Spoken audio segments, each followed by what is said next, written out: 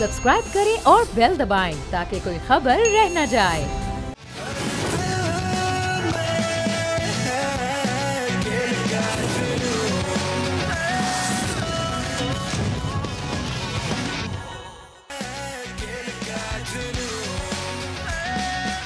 अस्सलामुअलैकुम, आप देख रहे हैं चैंपियंस ट्रॉफी 2025 स्पेशल खेल का जुनून, क्योंकि ये है जंग, जज्बा और जीत। सेमीफाइनल की जो जंग थी वो जीत मिल गई नाजरीन न्यूजीलैंड को, और साउथ अफ्रीका ने कोशिश की लेकिन it was too a big score, तो न्यूजीलैंड तो आसानी से जीत गया। और इसी के साथ मैं हूं सैयद फैसल करीम और मेरे साथ हैं सादिया साहब से, और हम लोग वो हैं कि जो जीते हैं प्रेडिक्शन। yes, we did नहीं, एक्चुअली हमारे साथ तनवीर भाई भी जीते हैं। मैं हारा हूं सिर्फ। मुझे खुशी सिर्फ इस बात की है कि वो कोई एक शख्स है जो कह रहे थे साजिश से सादिया सैमसन जरा ऊपर जाती जा रही है। आई एम अगेन ऊपर, मैं 7 पर आ गई हूँ, मैं 7 पर आ गई हूँ। स्क्रीन पर चल रहा है, बाकी आप लोग सब बराबर है, 6 and the only women in the house देखो मर्दों इज ऑन द टॉप। अब हम तीनों 6 पे हैं, कुछ ना कुछ अब हम मिल के हारेंगे, कुछ ना कुछ करना पड़ेगा। इसके साथ ही आप क्वेश्चन ऑफ द डे ये बता दें हमारे नाजरीन को। आईसीसी चैंपियंस ट्रॉफी में पाकिस्तान ने कितनी बार चैंपियंस ट्रॉफी जीती? ए 4 बार, बी 2 बार, सी 1 बार, डी कोई नहीं। हम तो चाह रहे थे बार बार, हाँ, हमारी तो ये कोशिश थी बार बार, लेकिन हो नहीं सका बार लेकिन नहीं हो पाया इस बार। एनीवेज जो भी जीतेगा ये सवाल जो सही जवाब देगा और जो जीतेगा उसे मिलेगा अरूबा मेंस फैशन वेयर की जानिब से 10,000 रुपए का शॉपिंग वाउचर। आप हमें जवाब दे सकते हैं इस नंबर पर भी जो अभी स्क्रीन पर आ रहा था। इसके अलावा आप हमारे सोशल मीडिया जो प्लेटफॉर्म्स है उस पर भी जवाब दे सकते हैं। So this is how it is going to be. और मेरा सवाल ये 362 कौन बनाता है यार? जिसने से बनाया है उसकी मैच समरी आप दिखा दे, वो बनाते 362। So let's have a look at the match summary for today's semi-final. That is the second semi-final जिसके साथ मिले हैं हमें 2 फाइनलिस्ट ऑफ चैंपियंस ट्रॉफी। आज पहले बैट किया न्यूजीलैंड ने, 362 रन बनाए गए और सबसे ज्यादा बनाए रविंद्र ने जिन्होंने 108 रन बनाए 101 गेंद पर। और उसके अलावा नीचे भी बहुत शानदार इनिंग्स है जिसमें 27 गेंदों पर ग्लेन फिलिप्स के 49 रन नॉट आउट हैं। And then we saw Williamson once again leading because team के साथ एंड तक चलते रहे, 102 रन उनकी जानिब से बनाए। अच्छा, साउथ अफ्रीका की बॉलिंग की अगर बात की तो सबसे ज्यादा विकेटें जरूर ली है गिरी ने, लेकिन 72 रन दिए उन्होंने 10 ओवरों में, सो दैट वाज देयर। और क्या ही शानदार मिलर की जानिब से आज बैट किया गया। आई मीन टीम तो नहीं जीती, लेकिन क्या वो जब वो हम back end of the record बात कर रहे थे एंड फैसल ने इस पर हमसे पूछा था कि will he be making 100 and he did. और 100 रन नॉट आउट उन्होंने बनाए 67 गेंदों में, दैट्स ऑल। ड्यूसन जिन्होंने 69 रन बनाए, दैट वाज इट। बट उसके बावजूद साउथ अफ्रीका बहुत पहले ही ये मैच हार चुकी थी because as we were saying कि इतना बड़ा स्कोर है, कितना ज़्यादा उनके लिए इसको चेस करना मुश्किल हो गया। So what exactly went wrong with that because Fawad भाई was saying again and again कि साउथ अफ्रीका ओवरऑल बहुत ही बड़ी टीम नज़र आ रही है and they have got huge balance and number and it is going to be very good for them. But again वही वाली बात फैसल, हम ये कहते हैं कि South Africa comes to this level and that at that level and South Africans have once again choked। हालांकि South Africans नाराज हो गए थे एक मौके पे One time guess कि उनको चोकर क्यों कहा जाता है, भाई इसलिए कहते हैं। देखिए 2 लोगों को पता चल गया होगा कि उन्हें कोई कुछ क्यों कहता है। एक जिन्होंने कहा था कराची वाले क्यों नहीं आते स्टेडियम, उन्हें भी पता चल गया कराची वाले स्टेडियम क्यों नहीं आते। और दूसरा साउथ अफ्रीकन्स ने जब कहा कि हमें चोकर्स क्यों कहते हैं, उनको भी पता चल गया कि चोकर्स क्यों कहते हैं। मेकअप रूम में बैठ के मैंने शर्त लगाई थी कि सेंचुरी मार देगा। शर्त पे हमने कुछ नहीं डिसाइड किया था, आफ्टर बाद में ये बोले कि अच्छा मुझे ये खाना है वो खाना है, an outstanding performance. Yes, Miller did a great job today. David Miller was just delaying the inevitable. He was just delaying। उस वक्त तक south Africa And as you said in the makeup room जब हमने बात कर रहे थे कि भाई वो आए ही उस मौके पर where he could only do what he did। यही कर सकते थे, इसके अलावा क्या कर सकते थे। And he did it in a right way। Fawad भाई, coming to you, कल तक आपकी प्रेडिक्शन थी इस टीम के लिए and as you said कि हर तरह से आपको स्ट्रॉन्गर टीम नजर आ रही है एंड साउथ अफ्रीका का ये कलर हमने एक अच्छे अरसे बाद देखा था and we were all very proud of it but then they couldn't make it. देखिए वही गलती की जो नज़र आ रही है ज़्यादातर टीमें ओडीआई में कर रही हैं। कल हम कोहली की बैटिंग की बात कर रहे थे कि जिस तरह से वो इनिंग्स बिल्ड कर रहे थे, उन्हें पता था किस बॉलर पे रन लेने हैं, किस बॉलर को ब्लॉक करना है, उससे आउट नहीं होना है। तो वो जो सेटनर वाला एक छोटा सा टाइम पीरियड था जब वो तंग कर रहे थे, उस वक्त जो विकटें गिर गई, क्लासन आउट हो गए, उससे पहले डुसन आउट हो गए, वो एक टाइम था कि जब 162 फॉर 2 थे। तो वो टाइम था कि जब जहाँ से आपने बिल्ड करना था उस वक्त अगर ये थोड़ा सा लंबा करते तो ये जो 100 मिलर ने किया है ये आपको जीत की तरफ ले जाता, क्योंकि लाहौर एक ऐसा शहर है गद्दाफी स्टेडियम जहाँ पर 350 पे 350 बन जाता है। सो वो मुझे लगता है ये T20 क्रिकेट की वजह से ओवरऑल जितनी भी दुनिया की टीमें हैं या बैटर्स हैं वो उस फेज से नहीं निकल पा रहे कि ये जो 50 ओवर की क्रिकेट है इसको मुख्तलिफ तरीके से खेलना है, इसमें इनिंग्स बिल्ड करनी है और ये देखना है कि किस बॉलर्स पे कितने रन लेने हैं, क्योंकि आखिरी अगर आपके पास विकटें होती तो वो लाहौर में हम आखिरी 10 ओवर में 100 रन भी कर जाते, अगर आपके पास यही 6 विकटें होती तो वो चीज़ नहीं की, उसका नुकसान उठा। लेकिन क्योंकि मैं बैटिंग देख रहा था कि जी 8वें नंबर तक उनकी बैटिंग थी और बॉलिंग भी ऐसी थी जिसमें रन्स भी थोड़े ज़्यादा उन्होंने कराए, बट 350 गद्दाफी स्टेडियम में बनते थे, 350 बनते थे लेकिन 362 सेमीफाइनल में एक बड़ा जबरदस्त टोन सेट हो जाता है अगर आप पहले बैटिंग करते हुए 363 का टारगेट लगा दें। ऑल्दो के जिस वक्त वांडे डुसन आउट हुए माकरम ने ऐसा जेस्चर शो किया कि यार हमारे हाथ में था, ठीक है ना, तो लेकिन वो बॉल बड़ा जबरदस्त था जो सैंटनर ने उनको किया है, पड़ के ग्रिप बाहर होता हुआ और कुछ भी खुद भी डुसन समझ नहीं पाए, बुरी तरीके से बीट हो गए। ये था ऑन द कार्ड्स, जब 363 लग जाता है बड़ा मुश्किल हो जाता है फिर, चाहे गद्दाफी हो चाहे कुछ भी हो।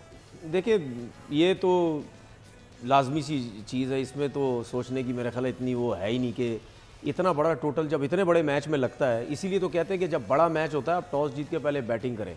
अगर आपकी इतनी ऐसी बैटिंग है कि आप बड़ा टोटल दे सकते हैं तो आपको देना चाहिए। और बहुत अच्छा फैसला किया न्यूजीलैंड के कप्तान ने कि बैटिंग की उन्होंने पहले, क्योंकि उनके दिमाग में एक चीज़ ये भी थी कि हमारे पास स्पिनर्स भी अच्छे हैं, ठीक है, फास्ट बॉलर्स तो उनके स्पेशली हेनरी की अगर मैं बात करूं वो तो नए बॉल से तो कर ही रहा था अच्छा, लेकिन अगर इनके जो स्पिनर्स, जिसमें मैंने कल बात की थी कि न्यूजीलैंड के, मैंने जो न्यूजीलैंड जीतने की वजह बोली थी वो यही थी कि इनके जो स्पिनर्स हैं वो हो सकता है इनको जो है वो मुश्किल में डाल सकते हैं साउथ अफ्रीकन्स को।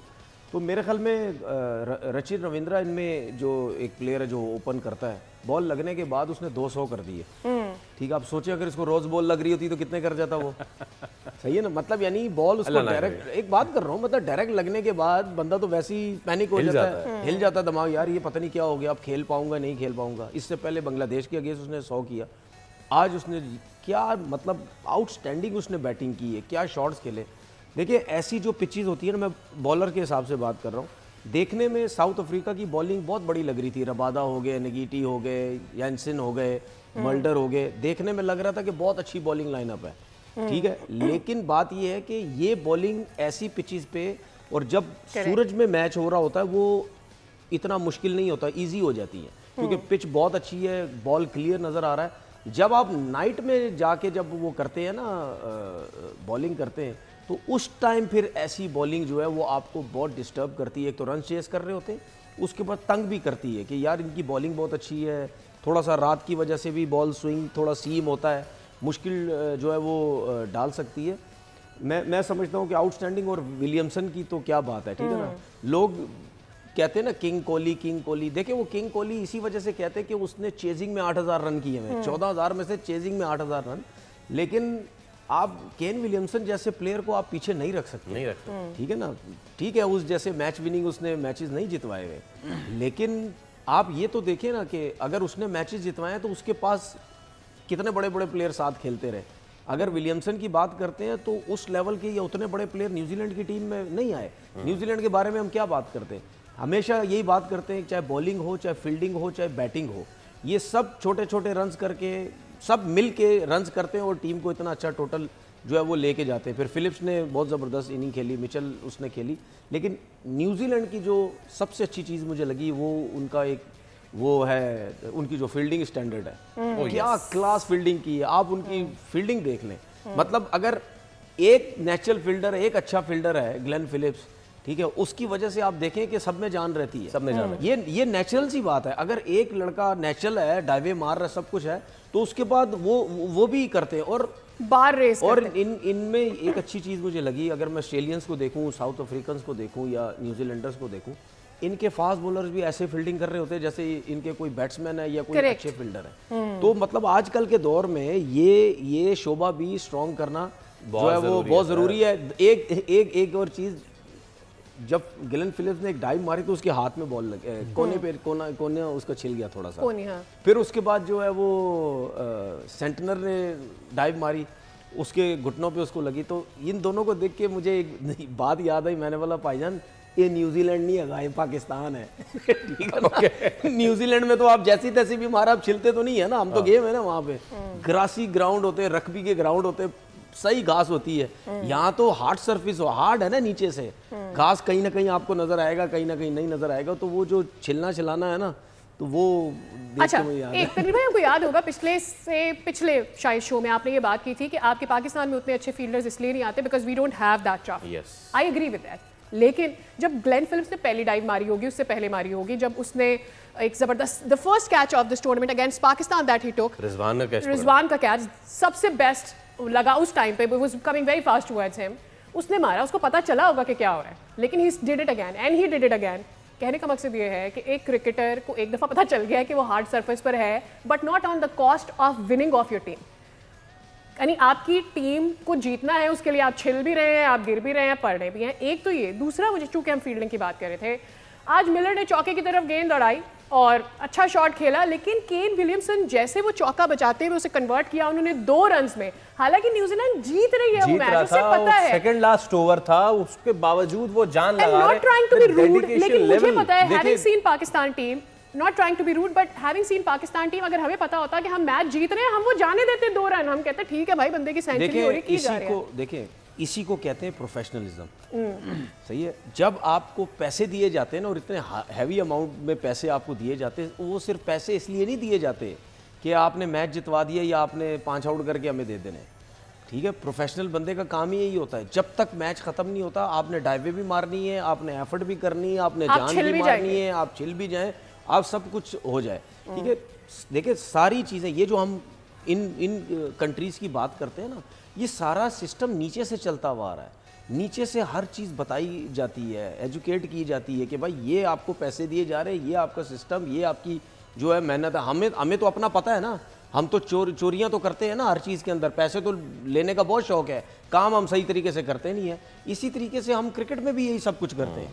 तो कितनी दफ़ा हमने देखा है, हम मैच जीते होते हैं, आराम से भाग रहे होते हैं, चौका करवा देते हैं, आराम से भाग रहे होते हैं, 3 रन करवा देते हैं, और सबसे मेन चीज़ 5 विकेट गिरा के मैच बनवा देते हैं। सबसे जो काम की चीज़ है वो ये होती है, जब मैच खत्म होता है ना, अब ये मैच खत्म हुआ, ठीक है, इधर लिखा हुआ है कि न्यूजीलैंड ने 362 किए और साउथ अफ्रीका ने किए 312, ये पेपर पे ही लिखा हुआ ना जब मैच खत्म हुआ।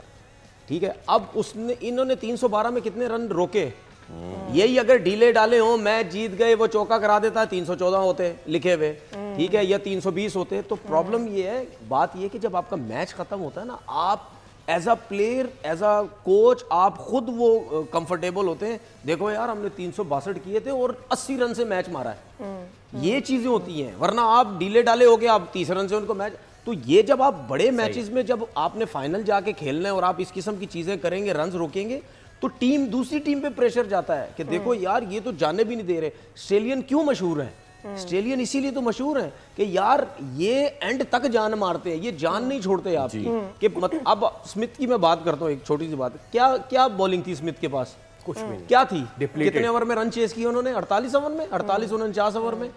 इस बॉलिंग लाइनअप के, इनएक्सपीरियंस बॉलिंग लाइनअप के अगेंस्ट वो कहां तक लेके गया टीम? ऑल्सो वो बैठ सकते, रिलैक्स कर सकते थे कि भाई हमारे पास तो प्लेयर ही नहीं है, एक के बाद एक प्लेयर हमारे पास। क्योंकि उसकी, देखिए उसकी वजह है, उसकी वजह ये है, हमारी जिंदगी में हमने जो फर्स्ट क्लास क्रिकेट खेली, या पाकिस्तान जो भी खेली, हमें एक चीज क्लियर पता है, क्रिकेटर को पता होना चाहिए, मैच यूं बदलते हैं आपको पता भी नहीं चलता। किसी का स्पेल लगता है, 1 ओवर में 4 आउट कर जाएगा, 1 ओवर में 3 आउट कर जाएगा। तो या बैटिंग ऐसी 2 ओवर में मिलर सेंचुरी कर जाएगा। फिर तो मतलब ये क्रिकेट में इसीलिए तो कहते हैं कि एंड तक आप जाओ, जो भी है अब जाओ। अब इसमें जनाब Ali, now the lineup, final lineup is in front of us. India versus New Zealand. India although के उनके बॉलर शामी कह चुके हैं कि हाँ जी एडवांटेज तो है, लेकिन फिर गौतम गंभीर ने कहा कि नहीं कोई ऐसी बात नहीं है, हम न्यूट्रल वेन्यू पे खेल रहे हैं और जो ये कह रहा है वो बकवास कर रहा है, वो जो भी कहते रहे। लेकिन न्यूजीलैंड गई, उन्होंने दुबई का भी मजा ले लिया, दे केम बैक, इन्होंने यहाँ पे मजा चखा भी दिया, लाहौर पे उन्होंने खेल लिया, now they will be going back again to Dubai. So is it even stevens, या फिर अभी भी आप समझते हैं कि इंडिया a bit advantageous? नहीं, देखिए इंडिया को एज तो है ना, वो वहीं पर रह रहे हैं, उसी कंडीशन में खेले हैं। न्यूजीलैंड की जो सबसे अच्छी बात ये है कि उनके पास उस कंडीशन के हिसाब से टीम मौजूद है। उनके ये जो स्पिनर्स, जैसे तनवीर बात कर रहे हैं, उनके पास वो स्पिनर्स हैं कि जो इंडिया को तंग कर सकते हैं। हमने ऑस्ट्रेलिया के मैच में भी देखा और हमने कल ये बात भी की थी कि वो जो 300 रन के जो एक टारगेट था, अगर वो होता जी, तो सिचुएशन मुख्तलिफ होती। तो न्यूजीलैंड ने वहाँ जाके रिस्क लिया, उन्होंने हार बर्दाश्त की, जिस तरह से उन्होंने डिसीजन लिया कि वो खेल सकते थे, उन्होंने इंडिया को खिलाया। तो उन्होंने तैयारी यही सोच के की होगी कि हम अगर फाइनल में पहुंचते हैं तो हमारे लिए कोई ऐसी चीज़, क्योंकि फाइनल में आपके हाथ में टॉस नहीं होता, ठीक है, तो वो तैयार हैं। साथ साथ वो पाकिस्तान में भी इसी कंडीशन में क्रिकेट खेलते हुए आ रहे हैं। वो इंडिया को भी स्पिनर्स के साथ हरा के आए हैं, तो वो एक ऐसी टीम तो है कि जो इंडिया को हरा। उन सब के बावजूद इंडिया को एज है, लेकिन न्यूजीलैंड भी एक ऐसी टीम है कि जो इंडिया को हरा सकती है। वो जिस तरह की क्रिकेट ओवरऑल चैंपियंस ट्रॉफी में, उससे पहले ट्राई नेशन सीरीज में खेलती हुई आई है, तो मुकाबला बराबर का होगा, बट इंडिया को एज जरूर है। ठीक, अच्छा, एज होना एक अलग बात है, ऑन पेपर किसी भी एक टीम का पलड़ा भारी होना एक अलग बात है। Comparing New Zealand with India, who do you think is the stronger team? देखिए, अब ये चीज़ जहन से निकाल देनी चाहिए कि वो टाइम ख़त्म हो गया कि एशियन टीमें स्पिनर्स पे बहुत अच्छा खेलती हैं। अब वो टाइम नहीं है, क्योंकि ये जो लीग्स है ना, आईपीएल में जा रहे हैं, पीएसएल में आ रहे हैं, डिफरेंट लीग, ये इनको बड़ी समझ आ गई है कि किस पिच पे कौन से कंट्री में किस किस्म की टीम लेके जानी है, कैसे स्पिनर लेके जाने, किस तरह खेलना है। अब सबको ये पता चल गया है। इसीलिए आप देखें कि न्यूजीलैंड की टीम ने अभी इंडिया को कितने बुरे तरीके से टेस्ट मैचेस हराए जी, ठीक है, तो वहाँ मतलब यानी किसी को समझ नहीं आ रही थी कि इतने बुरे तरीके से न्यूजीलैंड की टीम भी हरा सकती है। वहाँ पे स्पिनर्स ने परफॉर्म किया और इनके बैट्समैनों ने वहाँ के स्पिनर्स को टैकल किया। तो चाहे वाइट बॉल क्रिकेट भी हो, अब ये नहीं हो सकता कि आप न्यूजीलैंड को बड़ी आराम से आउट कर दें, या आप न्यूजीलैंड जो है वो इंडिया के बैट्समैनों को आराम से आउट कर दे। प्रेशर अब दोनों के ऊपर है। साइकोलॉजिकल एज भी नहीं है इंडिया को। देखिए, मैं तो सिर्फ एक एज की बात कर रहा हूँ जो सुबह से लेकर रात तक शाम तक वहीं खेल रहे हैं। और गौतम गंभीर की बात एक बता दूं, मुझे बड़ी हैरानगी हुई। वो कह रहे हैं जी हम तो स्टेडियम के अंदर तो हमने कोई मैच ही नहीं खेला, ना प्रैक्टिस की, हम तो आईसीसी के ग्राउंड में, वो पीछे एक ग्राउंड है, वहाँ पे नेट सेशन होते हैं, हमने वहाँ पे नेट्स किए हैं। भाई बात ये है कि वहाँ पे किए हैं या कहीं भी किए हैं, आपको एक फेवर मिली हुई है, आपने उस हिसाब से आप टीम बनाते हैं। मैं बार बार कहता हूँ, पाकिस्तान में होते हैं, मैं देखता हूँ 4 स्पिनर कैसे खिलाते हैं, और वो कह रहे हैं कि हमने तो 2 जेन्युइन स्पिनर खिलाए। भाई आपके 2 जेन्युइन वो स्पिनर जिनको बैटिंग नहीं आती, बाकी 2 जो वो तो प्रॉपर बैट्समैन भी हैं, तो स्पिनर के साथ तो 4 स्पिनर के साथ तो आप जा रहे हैं, तो फेवर कैसे नहीं मिली आपको भाई? ना आप ट्रैवल कर रहे हैं, ना आप कुछ कर रहे हैं। जब आप यहाँ आते, आपकी सोच बदलती, आप टीम बदलते, आप स्पिनर्स बदलते, आप हो सकता है 3 फास्ट बॉलर के साथ चले जाते, 3 स्पिनर के साथ चले जाते, तो वो ये चीज़ें हो सकती हैं। लेकिन जो न्यूजीलैंड ने आज क्रिकेट खेली है ना, उससे मुझे ऐसा लगता है, मैं आज ही बता रहा हूँ, मैं आज बता रहा हूँ, मैं न्यूजीलैंड के साथ जा रहा हूँ। ओके, चले हम प्रेडिक्शन तो आखिर में लेंगे। Sadia, we will have to take a break. और फवाद भाई आप कुछ कहना चाह रहे थे, please hold on to that thought. हम एक ब्रेक ले रहे हैं, ब्रेक के उस पर जब हाजिर होंगे we will be discussing more about the big final, क्योंकि आप देख रहे हैं चैंपियंस ट्रॉफी 2025 खेल का जुनून। स्टे विद अस।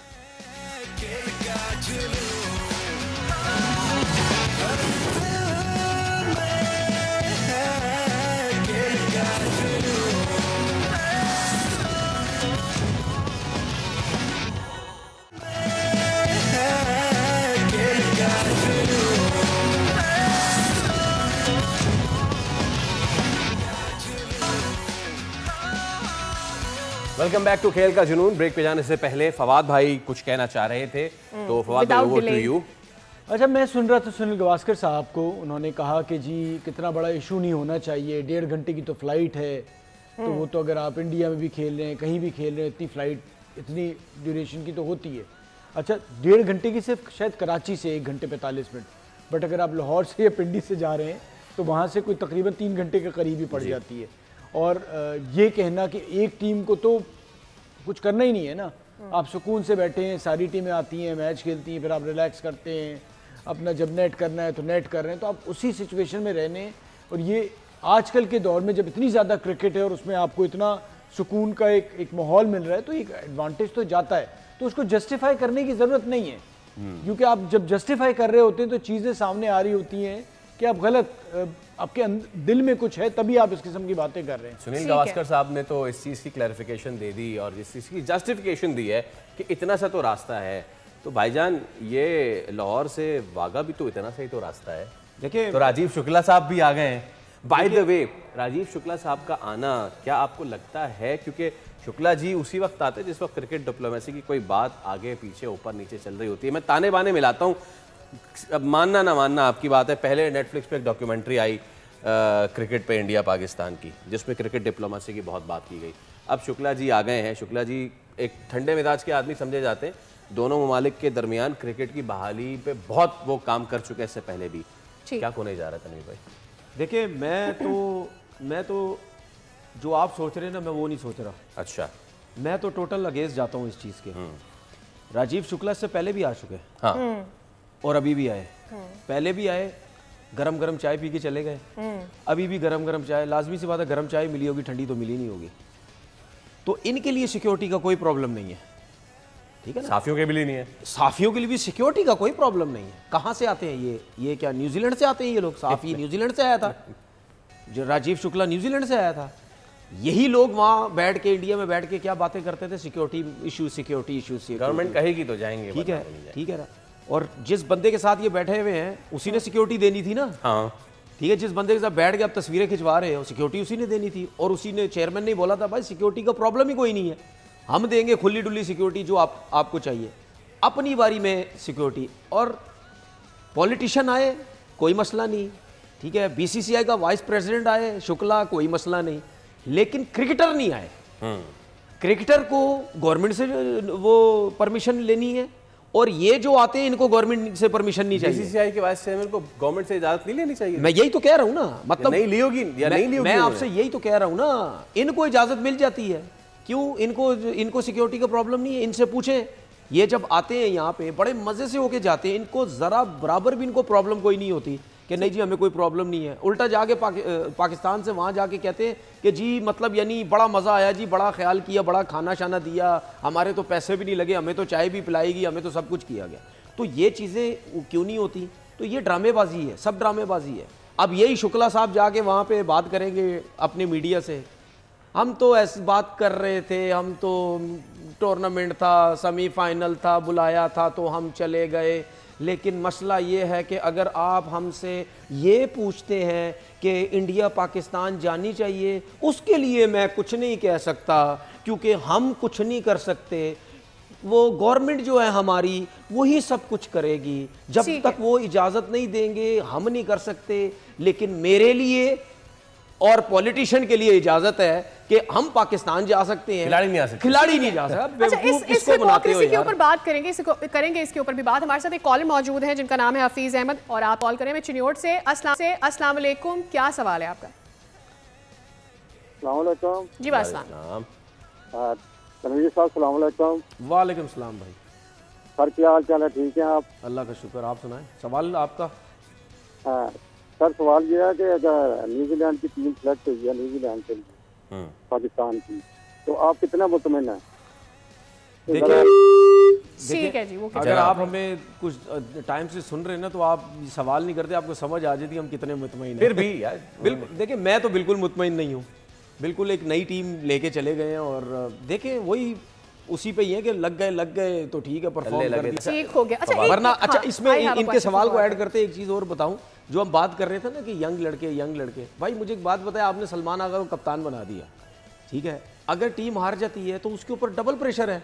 मतलब उसको सारे कह रहे कि T20 का प्लेयर नहीं है, आपने उसको कप्तान बनाया, और टीम हार भी गई, उसको कुछ पता नहीं है कि कौन किधर खेलेगा, कौन क्या करेगा, कौन क्या नहीं करेगा। क्योंकि जब आप किसी को कप्तान बनाते हैं तो उसको वो ऑलरेडी टीम के अंदर होता है और उसको पता होता है। दूसरी चीज ये कि ओडीआई की परफॉर्मेंस बुरी थी, रिजवान को ओडीआई का कप्तान ही रखा हुआ, T20 से हटा दिया। हाँ। मतलब इनके लिए तालियां नहीं होनी चाहिए।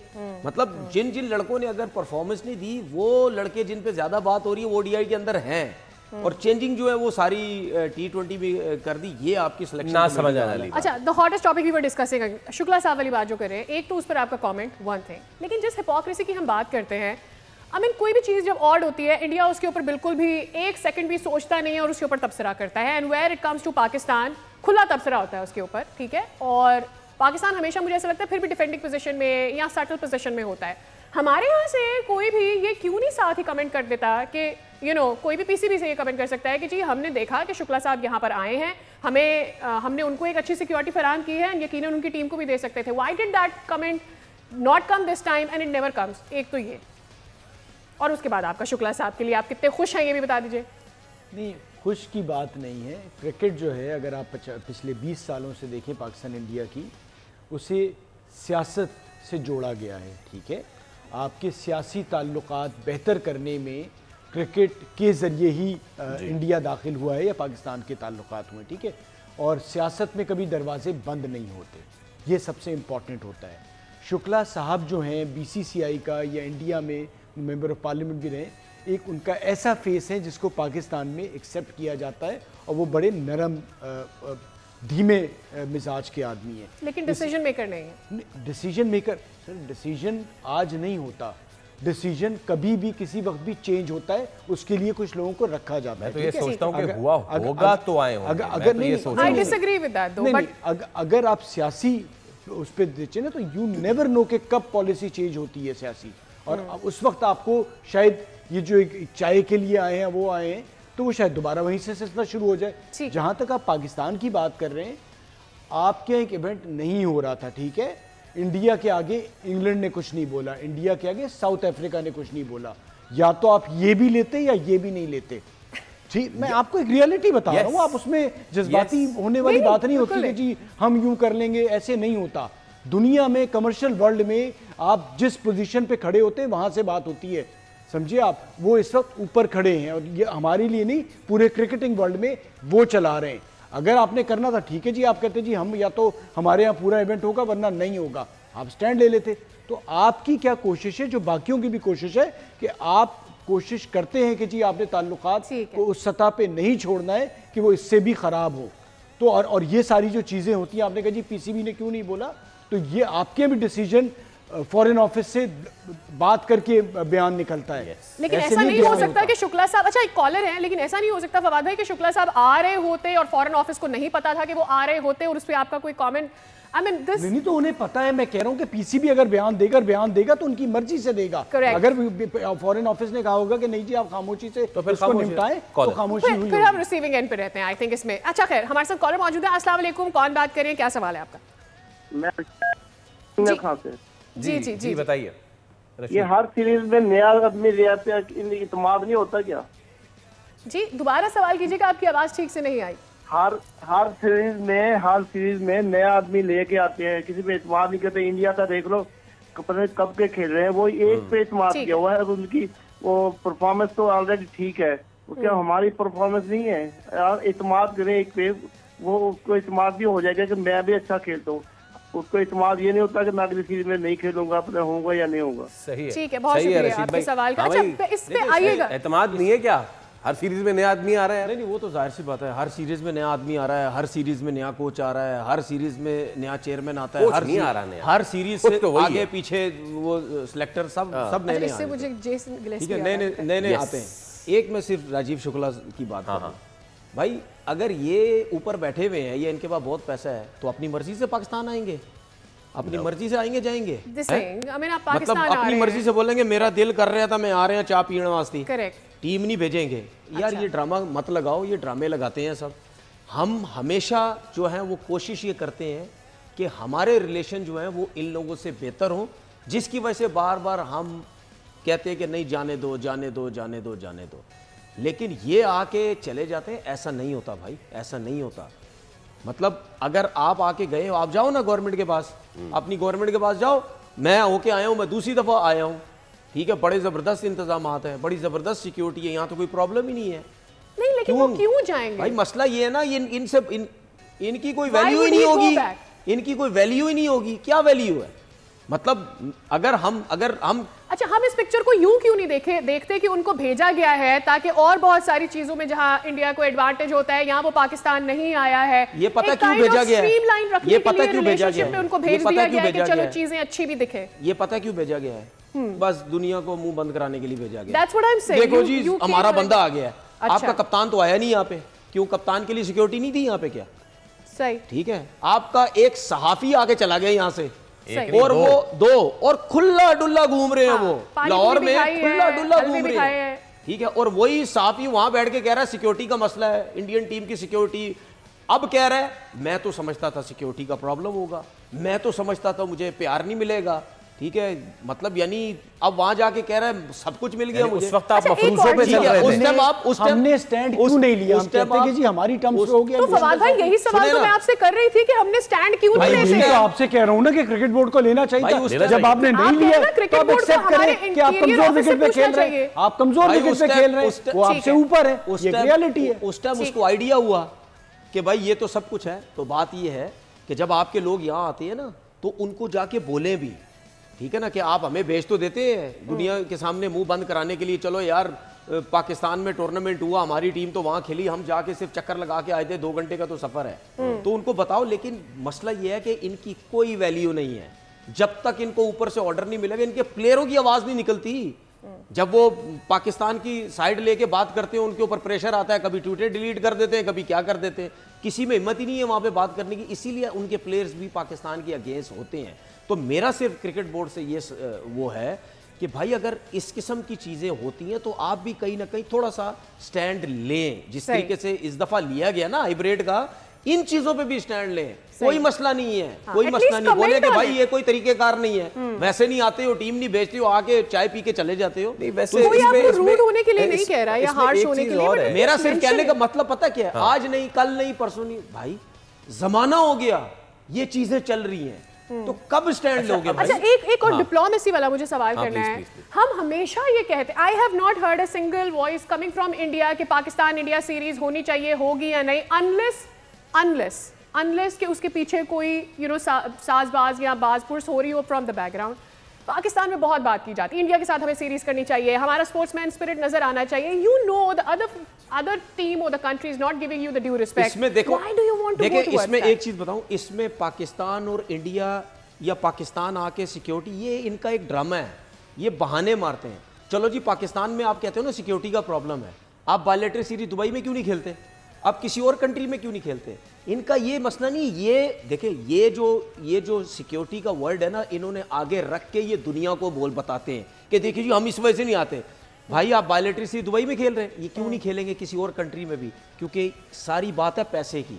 ये क्योंकि पाकिस्तान क्रिकेट बोर्ड इस टाइम चौथे या 5वें नंबर पे है, ठीक है। और इनको ये पता, और पूरी दुनिया को पता है कि ये आपस में जब बायलैटरल सीरीज खेलने लग जाए, इंडिया तो वैसे ही टॉप में, पाकिस्तान सेकंड पे आ जाएगा। जब पाकिस्तान सेकंड पे आएगा तो पाकिस्तान हमारे सामने खड़ा हो जाएगा सीना चौड़ा करके। हाँ भाई, अब बताओ।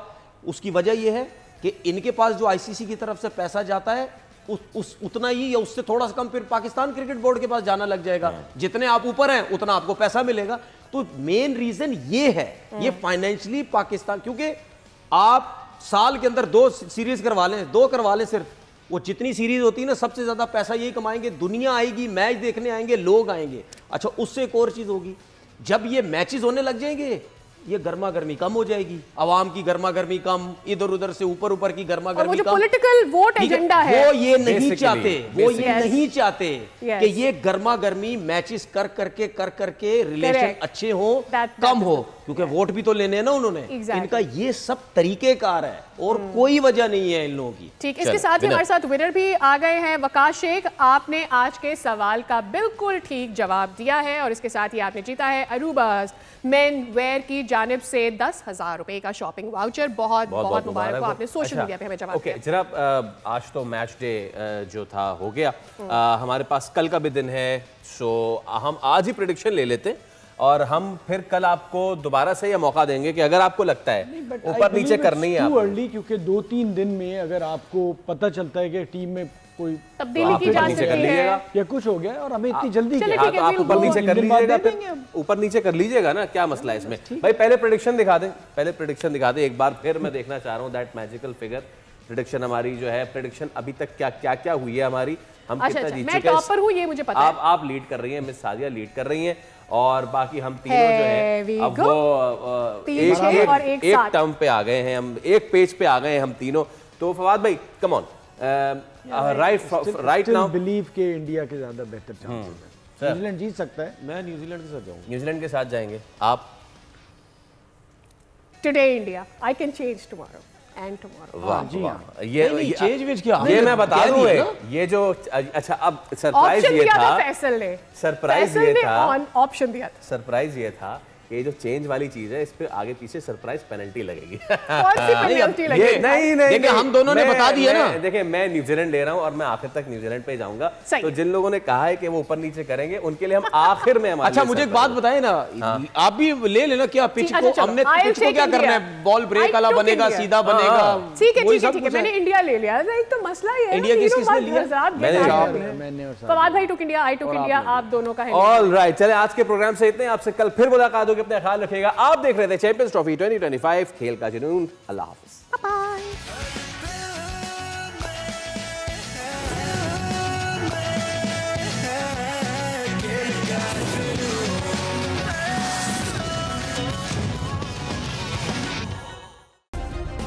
सब्सक्राइब करें और बेल दबाएं ताकि कोई खबर रह न जाए।